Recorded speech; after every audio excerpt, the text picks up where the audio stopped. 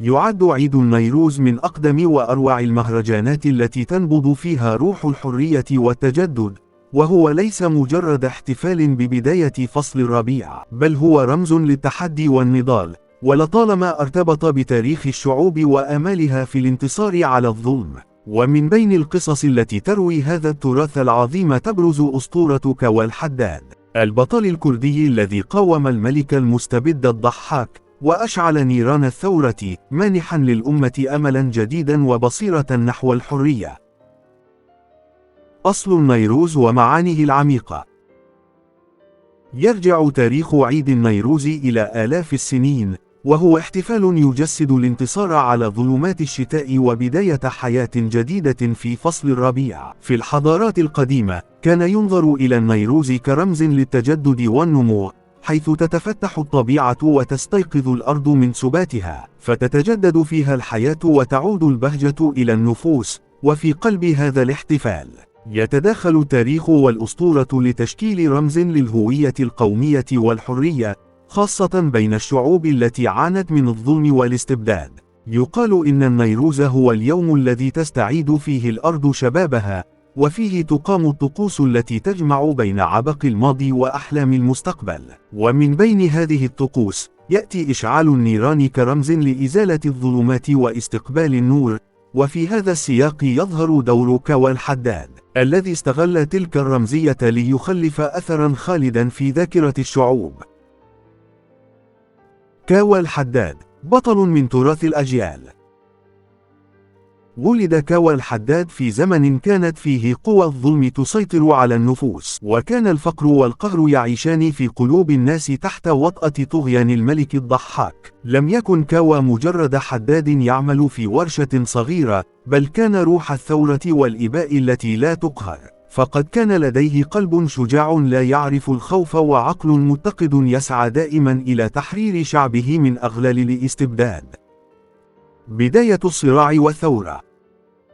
تحكي الأسطورة أن الملك الضحاك، الذي كان يعرف بوحشيته وقسوته، كان يأمر بقتل الأطفال وإطعامهم للأفاعي التي كانت تعتلي كتفه، في مشهد يعكس الظلم الذي عم البلاد. وبحسب الروايات الشعبية، فقد قتل 16 من أبناء كاوى، ولم يكن له سوى طفلة واحدة تمكنت من النجاة.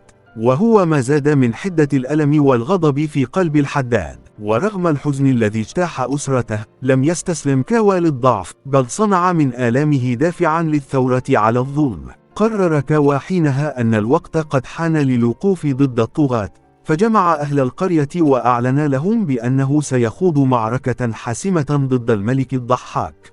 كانت خطته جريئة، إذ استدعى الجميع للانضمام إليه والتخطيط للانتفاضة، مؤكدا أن الحرية لا تمنح بل تنتزع من بين أيدي الظلم. تجهيز العدة وإشعال روح النضال.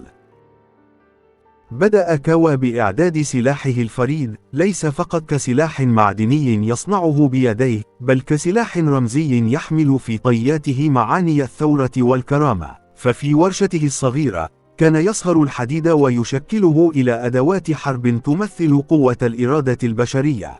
وأثناء عمله على هذه الأدوات، كان يتأمل في معاني الحرية والعدالة، ويستلهم منها عزيمة لا تلين.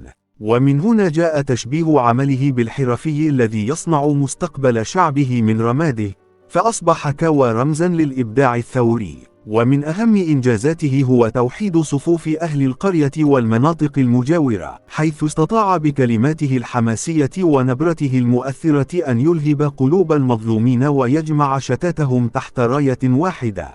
كان يقف أمام الناس، يرتدي زيه البسيط الذي يعبر عن تواضعه، وفي عينيه بريق الحرية الذي يضيء طريق المستقبل. لقد حول معاناته الشخصية إلى رسالة للآخرين، وأنار الطريق نحو الثورة بفتيل من العزيمة والإيمان بالحق. دخول القلعة وإسقاط الظلم. في ليلة مظلمة، تسلل كاوى وأهل القرية إلى قلعة الضحاك. كانت المهمة محفوفة بالمخاطر، إذ كانت جدران القلعة شاهدة على سنوات من الظلم والوحشية. لكن كاوا لم يتوانى، بل تقدم بشجاعة لا مثيل لها، متسلحا بإيمانه بأن الحق سينتصر مهما كانت الظروف. وخلال معركة ضارية، تمكن الحداد من مواجهة حراس القلعة، واستطاع أن يقتحم قلب الظلم الذي كان يتغذى على دماء الأبرياء. وفي لحظة حاسمة، التقى كاوا وجها لوجه مع الملك الضحاك. كان اللقاء يحمل بين طياته رمزية عظيمة، إذ كان يمثل مواجهة الإنسان العادي للقوة الطاغية، ومواجهة بين الحق والباطل. استخدم كاوا المطرقة الحديدية، تلك الأداة التي كان يصنعها بيديه في ورشته، لتسحق رموز الظلم والقسوة. وفي ضربة حاسمة، أسقط الملك الضحاك على الأرض، منهيا بذلك فصلا من فصول الطغيان. إشعال الشعلة، رمز الانتصار والتجدد. لم يكن قتل الضحاك نهاية القصة، بل كان الحدث الذي أعاد للنور معنى الحرية الحقيقي. بعد القضاء على الملك الظالم، جمع كاوا أهل القرية في ساحة القلعة، وأعلن لهم أنه لن يكتفي بقتل الظلم، بل سيعلن بداية عصر جديد. فرفع قطعة من جلد أحد الأسلحة التي كان يصنعها وعلقها على رأس عصا كانت بمثابة الراية، ثم تقدم إلى أعلى قمة من القلعة، حيث أشعل نارا كبيرة. كانت تلك الشعلة، التي امتدت ألسنتها النارية لتلامس السماء، بمثابة إعلان جلي عن انتهاء عهد الظلم وبداية عهد الحرية. فقد اعتبر إشعال النيران رمزا للثورة والانتصار، رمزا يخبر الجميع بأن الظلام قد انقشع وأن النور عاد ليعم الأرجاء. ومنذ ذلك اليوم، أصبح إشعال النيران في يوم النيروز عادة رمزية يحتفل بها الأكراد، تذكارا لبطولة كاوا الحداد وثورته التي أنارت دروب الحرية. الوحدة الوطنية ورمز الهوية.